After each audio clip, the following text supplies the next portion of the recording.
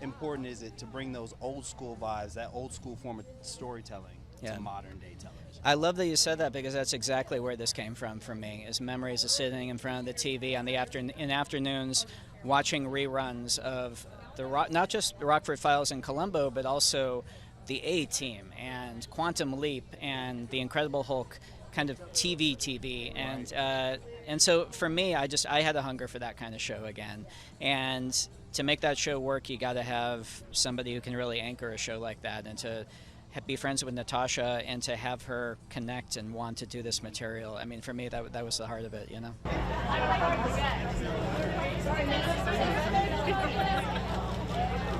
It's a little more back foot. I think these days we're really eager for public approval just because it's such a quick feedback loop. But back then there was a little more, I always think about that, like Bill Murray. I think we like him because he seems relaxed, you know. And Peter Falk always seems a little like, so what's that, a camera? Okay, I get the idea. And so I think we like that sort of casual, not trying too hard. But, you know, thanks to Rian Johnson, you have writer's room, all of us that are in there, but we'll all be in there, but Ryan will come out with an actual treasure map. I mean, he's a real incredible master of mystery box. So it's very cool that it's so sort of back foot, and yet at the same time it's so well crafted. Well, let's talk about Natasha. What was it like? It's comfort food. You know what I was thinking when you were talking about the old school vibe, the generation under me, my generation, these kinds of shows were the kind of shows we watched. Those were our babysitters, man, because first of all, you knew however bad the crime was, they'd always catch the dude, always catch him. I think a producer on one of the crime shows said they tried to say, okay, well, not all the cases should be solved. The audience was in an uproar. Seriously, the fans, they wrote in, they said, no, we need all this, because that's unsettling. You know, like the dude who's eating human ears has just got off. You know what I mean? We need him locked down. Sorry, we'll let you in on it next time. Okay. We know you the GOAT. I heard about this. Yeah. Came up with it at 7. Not her, no, not her.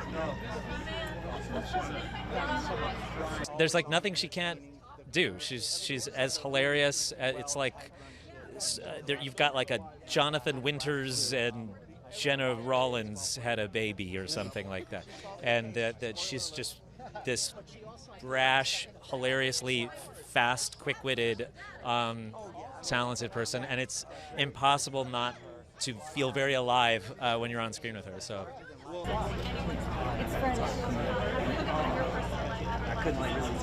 I've been friends with Natasha for a long time. I've been friends with Ryan. I loved the first season. I remember watching it and being jealous of everybody who's on screen. And it's the type of show, you know, every week somebody else comes in and gets to do something that they've never done before. So it's kind of like, I would love to do this show.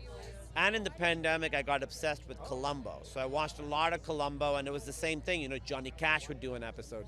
John Cassavetes would do an episode. They'd have these huge stars coming and do an episode. So I was like, oh, this is clearly like the heir to that. I'd love to do the show. So Natasha just texted me randomly, and she was like, hey, do you want to do Poker Face? And I was like, yeah, when does it start? And she was like, Thursday. I was like, all right. Send me the script. You got it done. Then she texted me the script. Yeah. Thanks, guys.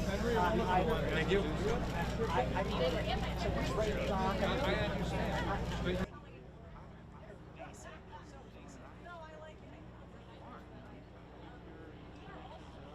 So many shows do serialization so well, and so many shows do like 10-hour movie things so well.